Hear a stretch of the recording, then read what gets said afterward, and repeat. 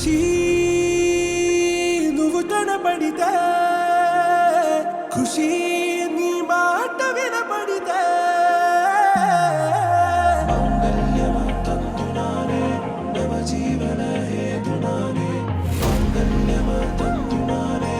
నవజీవన హేతునానే